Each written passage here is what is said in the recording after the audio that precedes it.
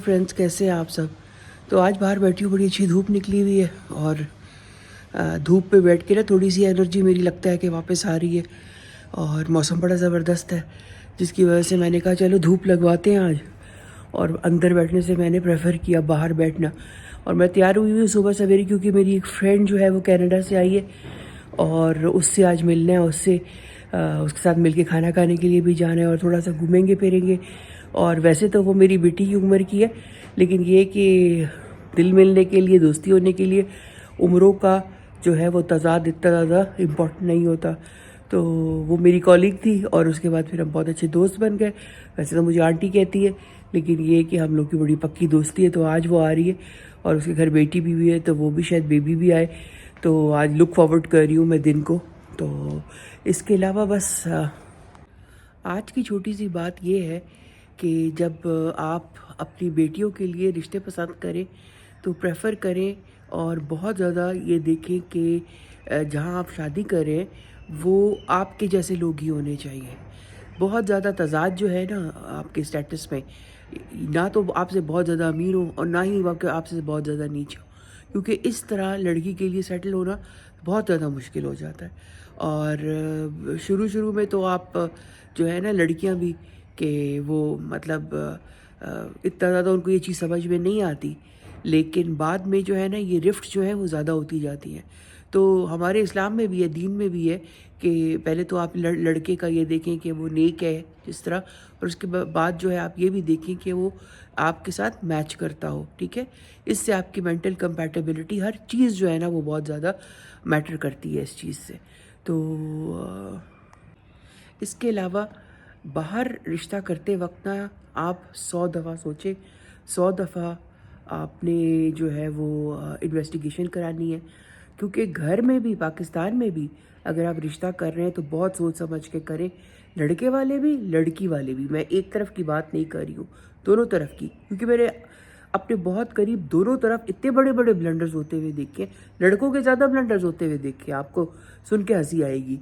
तो जो है ना बहुत सोच समझ के जो है ना अपने बच्चों के रिश्ते करें। और ख़ास तौर पे जब बाहर से लड़का या लड़की दोनों जो है ना, जब वो आप रिश्ता अगर करें, कोई है भी नज़दीक का दूर का, तो 10 दफ़ा सोचें। ठीक है, क्योंकि मेरे बेटे से एक दफ़ा मैंने कहा कि तुम्हारी लड़की देखूं पाकिस्तान में क्या, तो उसने कहा अम्मी मुझे तो ख्वाब भी इंग्लिश में आते हैं। तो ये चीज़ मेरे जहन में बैठ गई। हेलो फ्रेंड्स, कैसे हैं आप सब।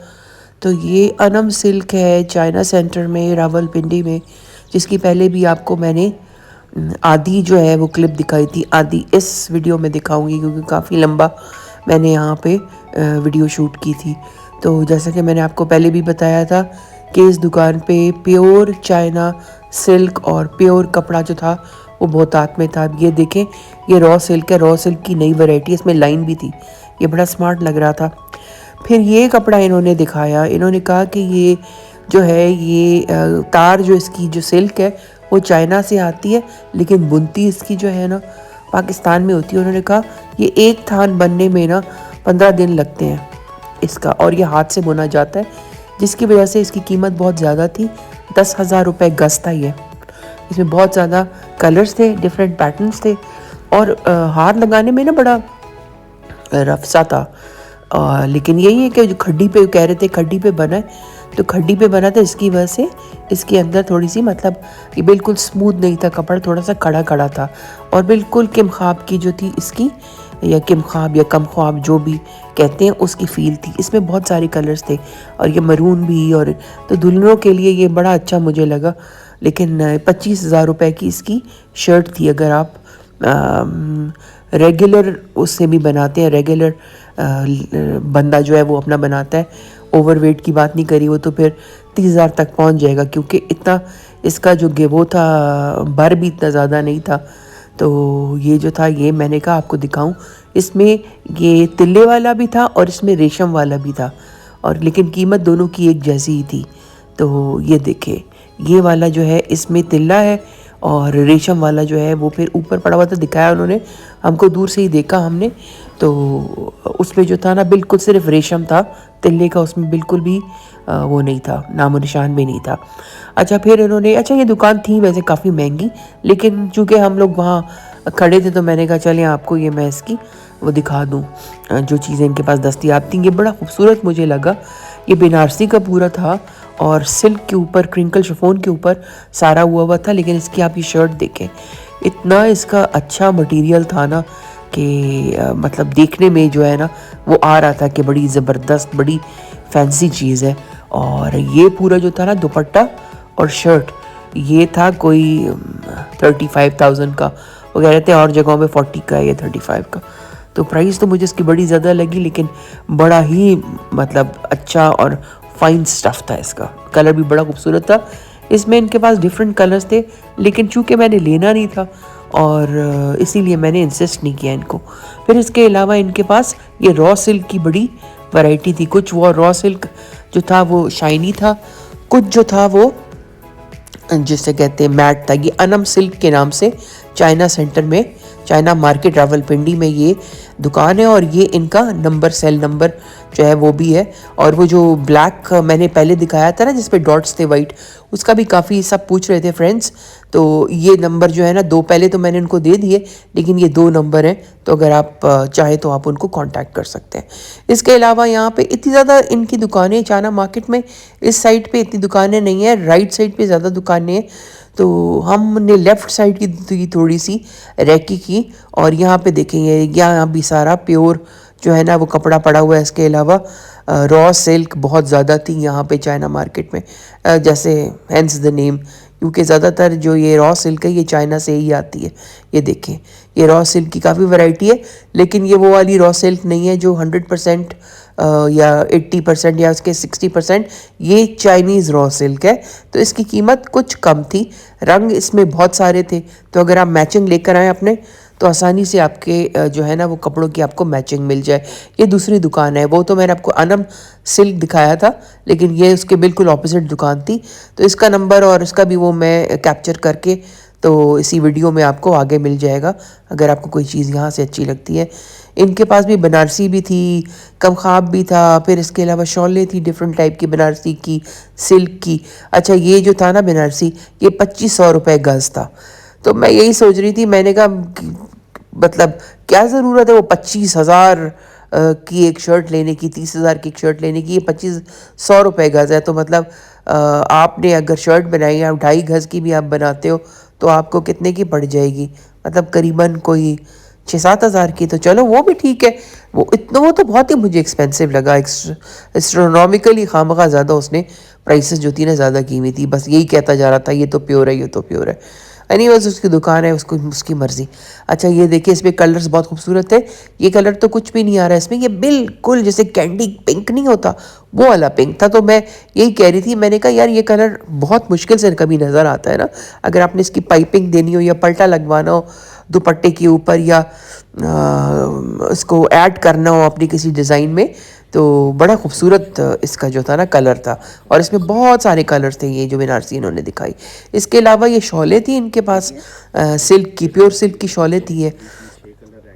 इनकी कीमत थी 8,000, और कुछ जो ज़्यादा इसमें थोड़े फैंसी थे वो 10 तक के भी थे, लेकिन ये इसमें भी बड़े कलर्स थे। ये देखें कितने सारे कलर्स हैं।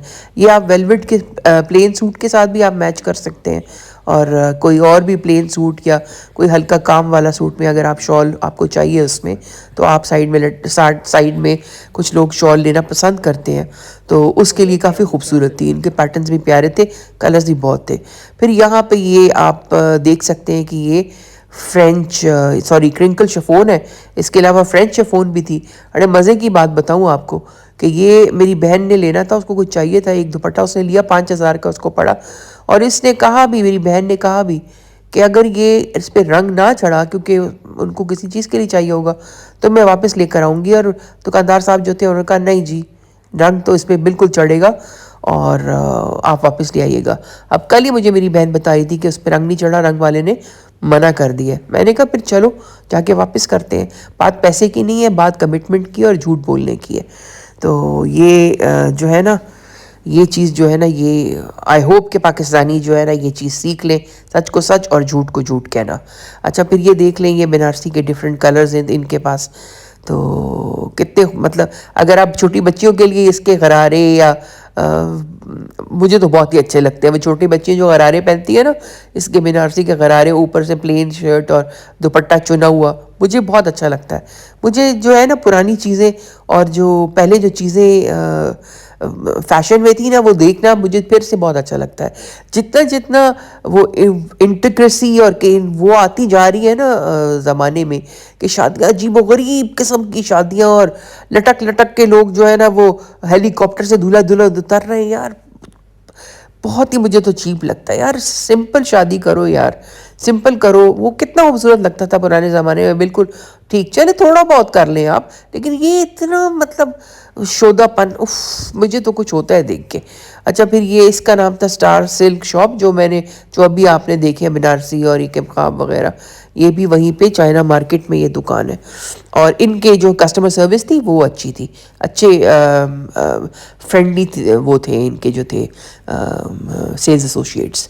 अच्छा, फिर यहाँ अगर आप चाइना मार्केट आएँ और आप क्रॉकरी की और डेकोरेशन की दुकान में ना आए, तो ऐसा तो नहीं हो सकता भाई। चाइना मार्केट तो मशहूर है अपनी क्रॉकरी और अपनी डेकोरेशन के लिए। तो हमने कहा लगे हाथों चलो इसकी भी एक क्लिप बना ली जाए। और जनाब इनके पास लैम्प्स बहुत खूबसूरत थे, ख़ासकर ये ऊपर ये स्क्विगली जो लैम्प्स आप देख रहे हैं ना, इसका और वो भी बहुत खूबसूरत था। जो इसका ऊपर से शेड होता है, बड़ा खूबसूरत शेप का था। तो ये मुझे बड़ा अच्छा लगा। 25,000 का पेयर था ये। तो इसी के लगभग चीज़ें थी, 25,000 और 20,000 और इस तरह करके ना। इसके अलावा इनके पास आर्टिफैक्ट्स है, डेकोरेशन पीस बहुत डिफरेंट किस्म के थे। अब ये वाला मुझे बहुत खूबसूरत लगा था। तो बस वहाँ से हम निकले और मैंने कहा चलो वंस ओवर बनाती हूँ ये डिफरेंट दुकानों का ना, जो उन्होंने अपने मैनिकन्स लगाए होते हैं। तो अगर आपको प्योर कपड़े की ज़रूरत है तो आप ज़रूर चाइना मार्केट आएँ। प्राइसेस में कोई इतना 19-20 का भी फ़र्क नहीं है, लेकिन ये कि अगर आप पिंडी में रहते हैं तो चलो इट्स अ गुड आइडिया। अब यहाँ क्या हुआ कि इतनी करीब करीब गाड़ियाँ खड़ी थी, मैंने जैसे ही गाड़ी का दरवाज़ा खुला ना, तो मुझे एहसास हुआ कि साथ वाली दरवाजे गाड़ी के साथ बस वो लगने ही वाला था। मैंने उसी वक्त उसको बंद किया। मैंने कहा यहाँ अब एक मुसीबत खड़ी होती है। फिर उसके बाद हम लोग आगे आए वहाँ पे सेवर। भाई इतना लजीज सेवर, इस्लामाबाद का सेवर तो बिल्कुल नहीं अच्छा। अगर आपने सही सेवर खाना है ना, पिंडी वालों, इस्लामाबाद वालों, उनको पता है सेवर की क्या हैसियत है और कितना लोगों को इश्क है सेवर से। तो सही सेवर खाना है तो आप चाइना मार्केट वाला सेवर खाएं।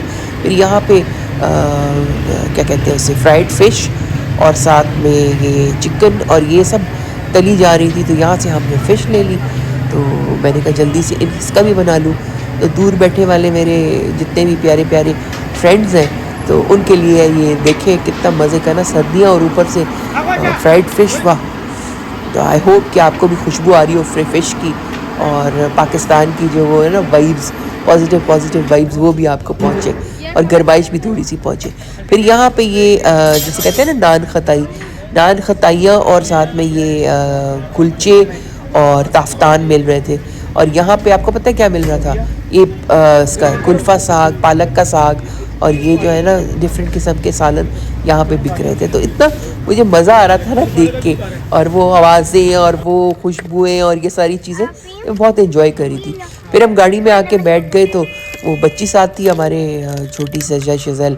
तो उसने कहा मुझे तो भूख लग रही है, और इतना गर्मा गर्म, इतना मज़े का ये, मतलब इसके सिर्फ चावल ही, आप चिकन और शामी तो छोड़ ही दें।